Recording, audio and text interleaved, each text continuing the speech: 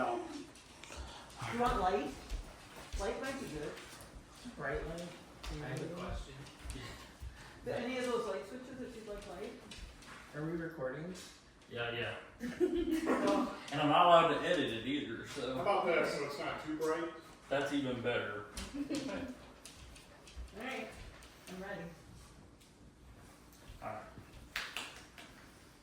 So we tend to see horse and buggies or a mule and buggy once a year during our Mule Day festivities. But if you travel about 20 miles south into Lawrence County, you'll start to see yellow signs indicating a warning of horse and buggy crossings and sharing the road with horse and buggies. Known as the Amish of Etheridge to the community that surrounds this little sliver of the old world, the Amish of Etheridge are a different sort of community. As part of the community, you should know about their culture, about their history, and who we share the road with. As a member of this community and doing work with people for several years, I've had the privilege of having several conversations with lots of different Amish people and have got to share a glimpse into their little world.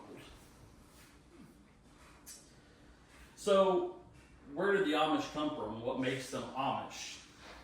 So, in the 1500s, we start with the Protestant Reformation. Everybody was Catholic, and they started to break away. At this time in history, the Catholic Church was the government, they were the religion, they were the be-all. And to break away from the church was a big deal. So during the Protestant Reformation, we start to see people break away. These were known as Protestants, and they filtered off into what we know as Anabaptists. And this was a derogatory term that was given to them by Catholics, and it literally means to rebaptize. Martin Luther was the father of the Protestant Reformation and said that, people shouldn't be baptized till later on in life when they could make a decision. So their customs, their belief, completely unusual. As we progress about 150 years, you see the Anabaptists move into Mennonites. And then about 100 years later, we start to see that break off into the Amish. So the father of the Amish, known as Jacob Ammon, split from the Mennonites over his very conservative views. This is where we get the shunning, growing beards, not trimming beards. And this was contrary to what the Mennonites were teaching, what they believed, and they were a little more liberal. So at this point, we have the Amish, and they broke off from the Mennonites as their own church, and they go on for a couple hundred years. Across the pond, we have a man named William Penn, and he is colonizing an area in Pennsylvania for religious freedom.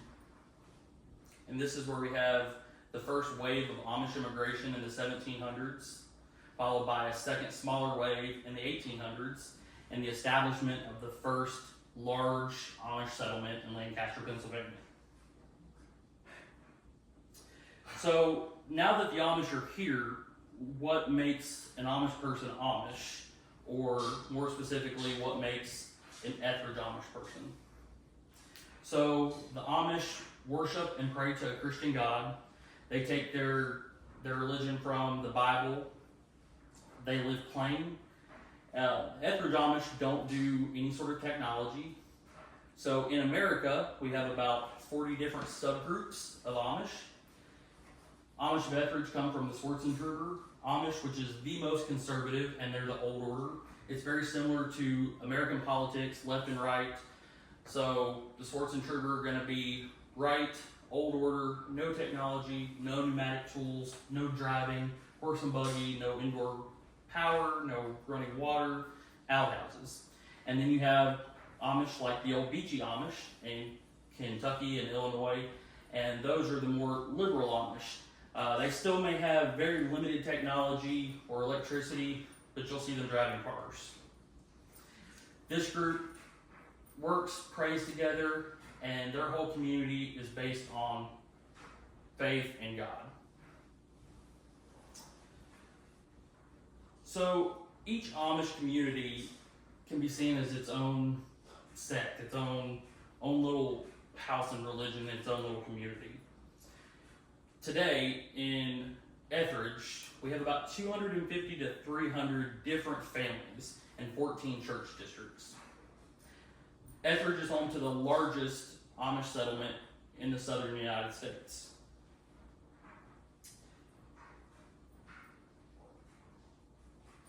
Etheridge of Amish came to Etheridge in 1944 with 4 to 5 families traveling from Mississippi.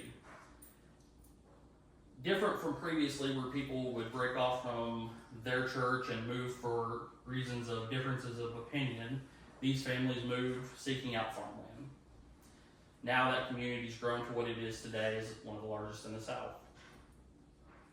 So while the Amish customs and traditions of centuries behind them are a little strange, and their whole purpose is to be in the world and not of the world, it's important that we see them for what they contribute and what they are in our community, living a different lifestyle and just being who they are.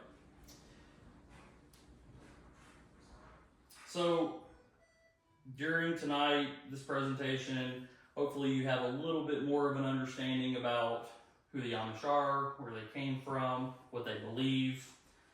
And this weekend, take a trip to Etheridge and buy something fresh, buy some furniture, and visit the Amish.